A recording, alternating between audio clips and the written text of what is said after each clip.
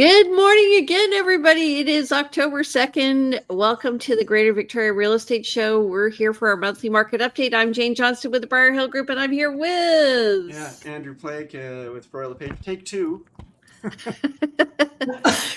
And Jen Lowe, mortgage broker with Dominion Lending Modern Mortgage Group. Yeah. How's it going? Better now that we're actually up and running. Yeah. Yeah. How was your week? How was your week? I've been campaigning all week, so my week's been all about campaigning. I'm running for director at the real estate board. And then also lots of meetings because the team, the Vibe Collective, has had some major changes to it. So working on building that team up, and also Are you getting another as it agent? contracts, we need to expand it. Yeah. What does that mean? As it contracts, you need to expand it. Tell me more. Well, this gets okay. Sure, I will tell you more. The BCFSA, the BC provincial regulator, of course, requires that a team has more than one person on that team. And as you know, Jane, Briar Hill Group for years was yourself an assistant, but now the team rules require two agents to be on that team. When one agent leaves you with no other agents on your team, then your team is no longer in existence. So my team is no longer official for now. Oh, gotcha. So actually this Vibe Collective down below, please ignore it. There should be a big cross off on it. It doesn't exist until such time as we get more people on the team and build it up again. And then we apply for the team. Yeah. It's one reason to have three people on the team, actually. I know. I think it's one reason. It gets me on a rant about legislation, because there should be some maybe off-ramp time or ability to have like maybe a month or even 2 weeks, because sometimes people leave a team really quickly because things don't work out. In this case, there was some lead up time, but you also you don't want to just bring anybody onto your team, so it's about right fit. Right. Yeah. Well, I'm sorry about that. That does happen, though. It's happened to me a few times, and it's so you know what I put in my contract with people that they have to give me time. Of course. Yeah. To find somebody else. Anyway, thanks for asking. And we're working through that. So lots on the go. Alrighty. Yeah. Yeah, it's been busy. It's definitely been really busy, and I'm enjoying the change with the fall weather. And I always like the cozy season. So. Yeah. The cozy season. Yeah. I went for a walk today. The dog, my neck's really stiff from not working out as consistently. Anyway, beautiful rainbow on the horizon, and I'm about to head off for a week to RE/MAX convention to learn all about professional development and how people practice real estate across Canada. So that's exciting. You're going to the East Coast. Oh, right on. I'm going to the East Coast. Yeah. Yeah. So away we go. All right. So let's. You're going to be there a little too early for all the fall colors, right? Or is that? I've never seen the East Coast with all the fall colors. I hear about that for Ontario. I'm assuming it's also the case for further east. Yeah, I went to school in New Brunswick. I did my teaching degree there, and I'm think it's quite warm there still. So I don't know, because they're affected by the water coming up from the Caribbean, right? So it's a little bit warmer there in the fall, a little more moderate. That's why they get so much snow. All right, let's do the show, baby. Okay, on we go. All right. So we're going to be talking about our monthly market update, but first we're going to talk about Jen. How are our finances doing? Yeah, nothing really big change this past week. We're definitely seeing some 3-year fixed rates under 4%, which is nice. And the 5-year is kind of hovering just above 4%. I thought I would share a story of a recent refinance that I did for a client, where what can happen when you're doing a mortgage refinance, or what a mortgage refinance is when we are potentially paying off debts, utilizing the equity that you have in your home to pay out debts or Pay off the RV and pay off the boat. Pay off the, consolidate, Consolidate. cash flow, that kind of thing. What can happen, especially with a long weekend or a stat holiday, at the end of the month, lenders have lots of closings, so mortgages that are set to fund. I recently had one here that was supposed to fund on September 29th. Of course, September 30th is a holiday. So it didn't fund on September 29th. It funded on October 1st. So what that means is then there is 2 more days of interest charged to the client. So where does that money come from? Well, obviously it comes from the client and can create a shortfall if we don't add in a buffer. And having been doing this for a long time, I'm very thankful, especially when we're trying to close around a long weekend or a stat or end of the month. It's always good to add in a little bit of a buffer so that there is no shortfall.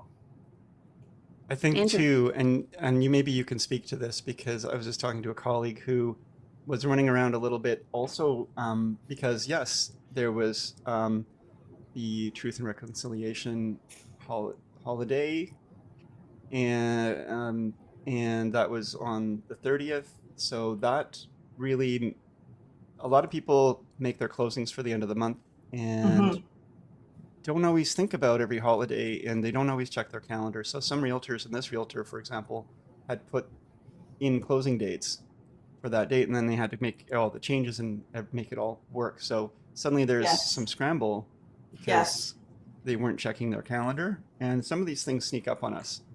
Yeah, Which I mean, is why- September 30th. Oh, sorry, Jane. September 30th is a relatively new stat. I don't want to call it a holiday, but yeah, a stat, Yes, right? thanks. That's the word I was looking for. Yeah. It takes a bit, and lawyers are closed on the 30th. So. It speaks to putting all the holidays in your calendar on your phone so that when you're searching through to write the contract, you look at that and it's right up front. Right. Yeah. It's So, also a quick Google search away, is such and such date a holiday? Yes. What does a buffer mean that you built in a buffer? I just added in a couple extra $100 just in case. So when we're determining, so this one was a mortgage, call it 700,000. I made it for 701, just so that worst case scenario, best case scenario, the client's going to get a check for, call it $1,000, or that money is there to just cover any interest if it's delayed a few days. Cool. It's an interesting little secret sauce that I've not heard of before. There we go. And it's probably the most stressful thing when you're a realtor is you find out that the funding hasn't come through. It really is very stressful. Or there's a shortfall. Like that's the other thing. Like, you do all this work, you get everything set up to pay out all these debts or whatever it is. And, the client has to come up with, $1,500. Well, they don't have $1,500. That's why they're refinancing. So, right. So we want to avoid that. Okay. Or they may have the 1,500, and just maybe you can speak to this. Maybe they've got the 1,500, but they need to come in or somehow get it, and time is there's a crunch for time. So having that buffer just lets you rubber stamp it and move on, as opposed to having to do damage control. Yeah. Good. Yeah. Okay. Exactly. Yeah. All right. Let's talk about the weekly stats. So, Andrew. Yeah, so we watch week over week what's been happening in the Victoria market in the last 7 days. 318 properties went live on market versus 296 the week before. And we had 147 properties go pending in the last 7 days as opposed to 114 the week before. 165 price decreases versus 163 price decreases. And of course, because this straddled the end of the month, many more expireds than we would normally see, 145. in the last 7 days versus 58 the week before. Okay. Yeah. So that gives us a list to sale ratio this week of 46.23%. So that's less than what we've been seeing. And last week it was at 38.51%. And I do think at the end of the month, a lot of people start making decisions. I know that I did with a client on a couple of properties. And so we entered into contracts of purchase and sale. Mm-hmm. All right, net unconditional sales are 554 for this month compared to 571 for September So we're talking of about September here. 2024. Yeah. Same month last year. Okay. Same month, yeah. And then new listings, we ended up with 1,554, and that's compared to 1,441 last year, ending up at a total of 3,694 for the end of the month, and that's up quite considerably over last year, 3,362. So we're seeing more inventory. We're seeing more inventory than last year in terms of over the last few months. It's been now sticking around that 3,700 for the last number of weeks. I think it's not been.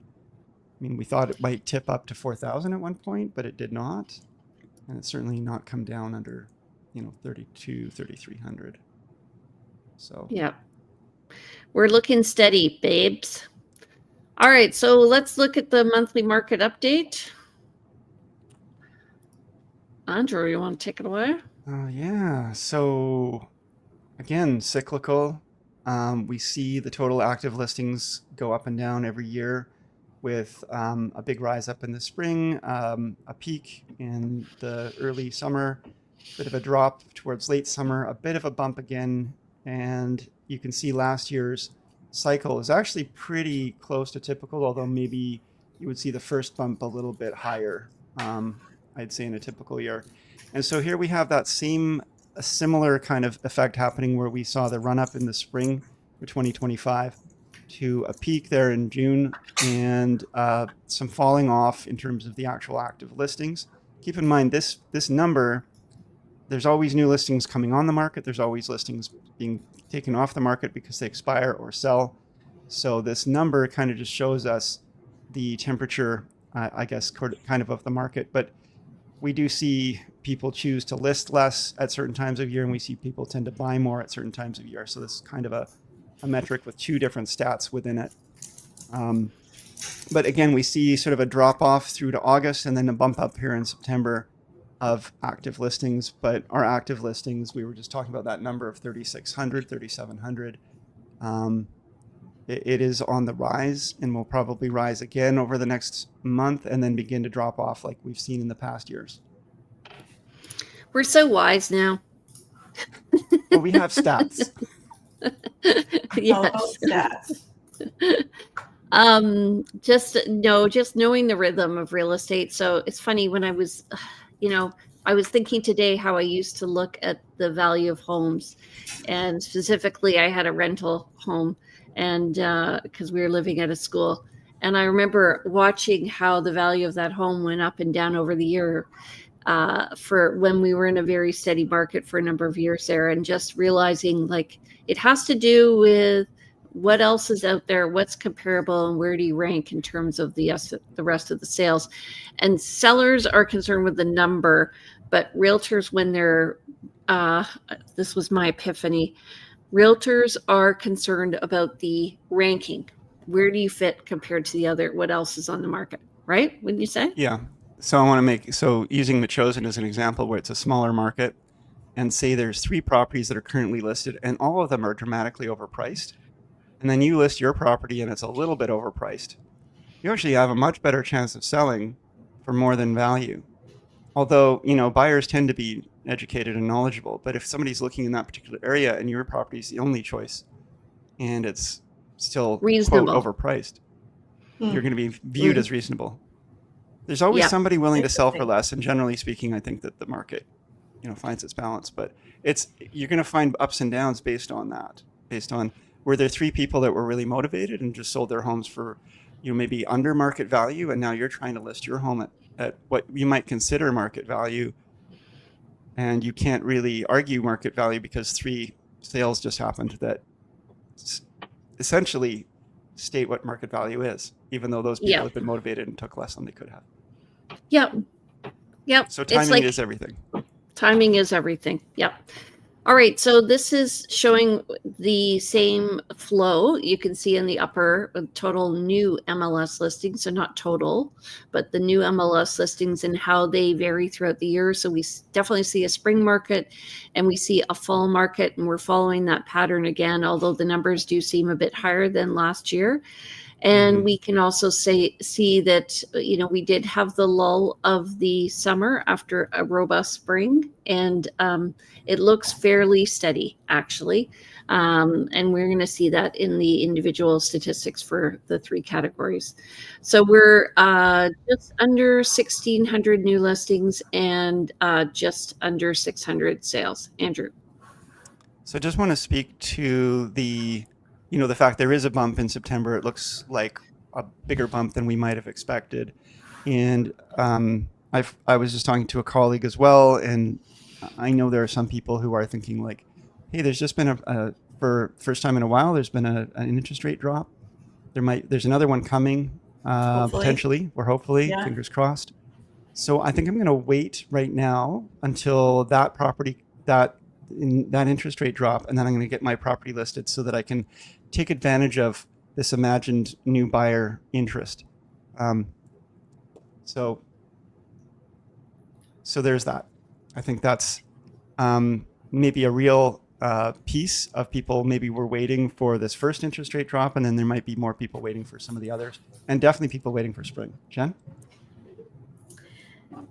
It's a bit frustrating, the wait. Like you're always going to be waiting. Right. You're going to lose out, in my opinion, if you wait. I don't know. It would be a good debate to discuss further, because there's so much that goes into each of these interest rate decisions. The current outlook is that they're going to drop, but what if they don't? What if one of the reports comes in that inflation has gone way up due to something, then all of a sudden they're not going to lower rates, and this, crazy pent up demand is not going to happen. So I feel like a lot of people waited till exactly what Andrew was saying. A lot of people waited till the fall for the market to pick up. And so that's why we have so many listings right now. Everyone was waiting for sure. Mm-hmm. Yeah. And I think if you wait and you wait too long, you can't predict, unless there's a really clear indication the market's going to pick up, and there's a really clear argument for waiting. As I like to say, usually like the fishing analogy, you're not going to catch a fish without your hook in the water. And if you are waiting to list your home for that imaginary future buyer, but you do want to sell your home, maybe now's not a bad time to, put it out there. There is strategy, there's discussions to be had around the timing, but, if you're planning to sell, there's so many more factors to it than what the interest rates are doing, or what the large pool of buyers are doing versus the pool for your own property.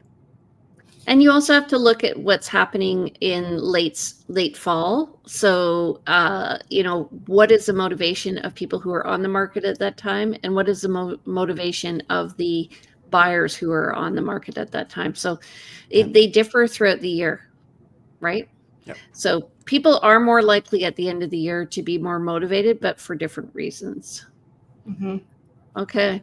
So, Andrew, do you want to talk about this? Yeah, I mean, the first thing I want to say is, I think, did you adjust these numbers because, or has it always been this buyers at 17%? That's new based on what the real estate board is saying. Yeah, so good. So I'm glad that's reflecting that, because I was going to say we're starting to see more of an opinion that, we traditionally were saying, a balanced market was at a little bit of a higher percentage point range, and a seller's market was higher yet. But we're finding now that actually, it's interesting. This slide doesn't show the left hand, which actually shows the percentages. That first bar, I believe, is 20%. Yes, it is. So the first bar here, the first level. So we're just above a 20%. So we're still in a balanced market technically. We are still, and as we've said and been saying for a while, we've been more on the buyer side of balanced. So that's something just to consider. Balanced just generally means there's not a lot of pressure upwards or downwards on pricing, but it Mhm. does indicate that there's more selection for buyers. They can take their time. They're a little more picky.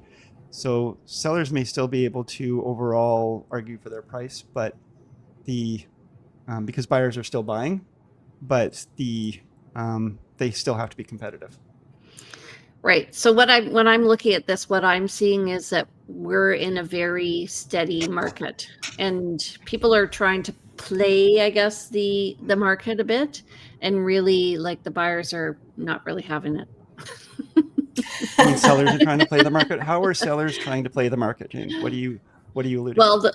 the waiting for the interest rate to go down, and then I trying see. to see what the reaction is, and pricing a bit high to maybe negotiate down just in case. Yeah. And buyers are like, sorry, because the buyers are coming from the mindset of the past 5 years where you would pay more for asking, or in the past maybe couple of years you pay at asking at the very most, and now the Now it's their sellers, turn. now it's their turn. There's a, The buyer's you turn. know, yeah, Yeah. yeah.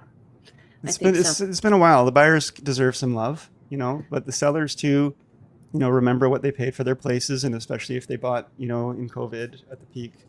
That's a really hard pill at this time. And the main thing to keep in mind is if you're buying and selling in the same market, even if your home has gone up or down, if you're buying a similar home in a similar market, you're just taking that equity and moving it over. Yeah. So there's strategies on all sides. All right, so let's look at our 3 different categories. It's So really flat. it's really flat. Yeah, so we were at 1.35 2 years ago. We have been hovering around the 1.3 mark. This is average for Greater Victoria, so of course it's going to vary depending on your neighborhood and the product that you're selling. But we did peak in April, and I think this is based on sales. So to me, the peak actually probably came in February. The actual pending date came in February, but the closing date came in April. And we speak to this more with townhouses because there's less townhouse sales, so differences in pricing of a few sales, like some really low or some really high, can really make this chart jump around a lot. But it is possible that in April there was a $15 million home sold that just bounced the average. It's there's things that can happen to bounce this average around. So you kind of want to squint your eyes and blur things out and try to see what's the overall general feel here. I like doing that. Okay, sure. You go ahead. Tina's doing the what's that from? The Kill Bill or something. Oh, it was Kill Bill. I was gonna do the blue steel look and all that. But anyway, okay. Never mind. Moving on. Just forget. We just rewind. Start again. So condos are not doing so hot.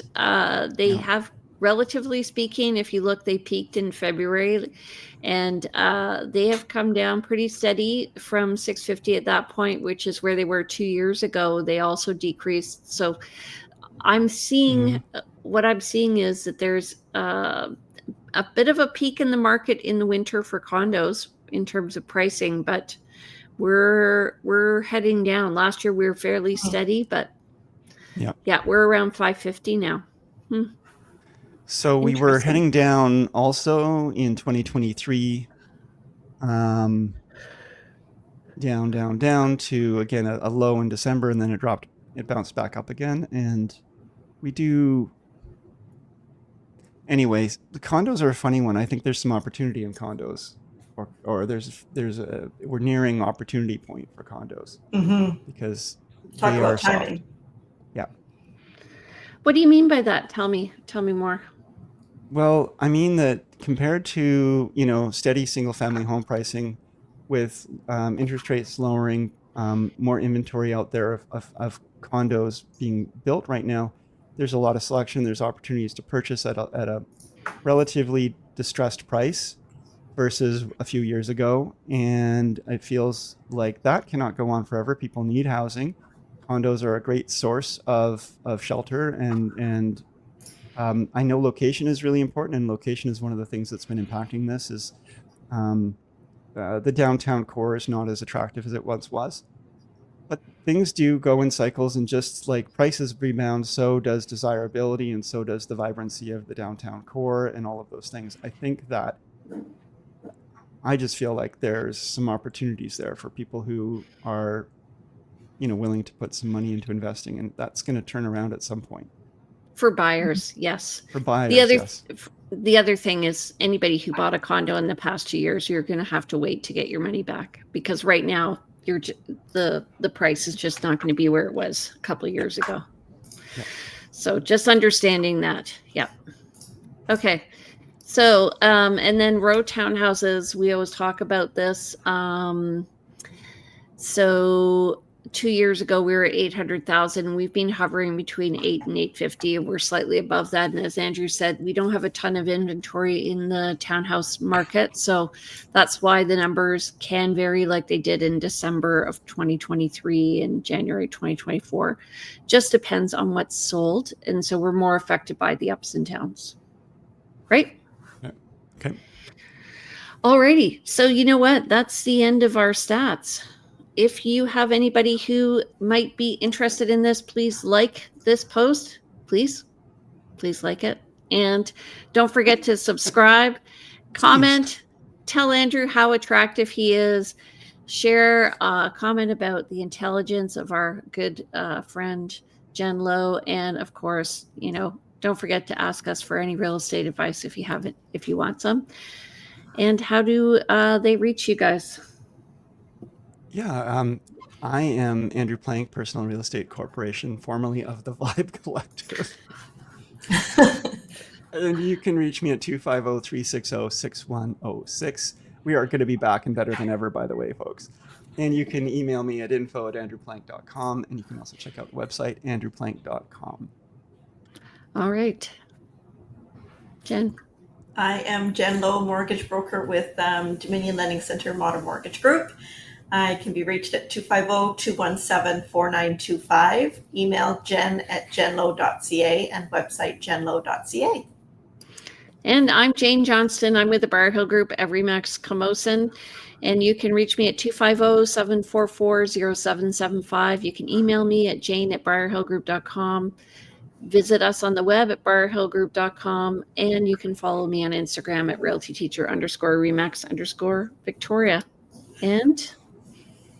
So we're on every Thursday at 9:30, unless we're running a little late or have technical difficulties like we did today. It happens. And so please tune in, Greater Victoria Real Estate Show. Set your watch, set your clock, set a reminder. We're also available for download. You can find us on YouTube or on the various podcast channels. So definitely please check us out. And if you have a particular topic you're interested in, looking to get some feedback on anything, please, reach out again with your suggestions. We are totally happy to have something to dive into and speak to. And if you want to be a guest as well, please reach out, because we love to have guests as well. All righty. Take care, you guys. See you next week. Good to see you guys. Thanks. Nice to see everyone. Thank you. Bye. Bye.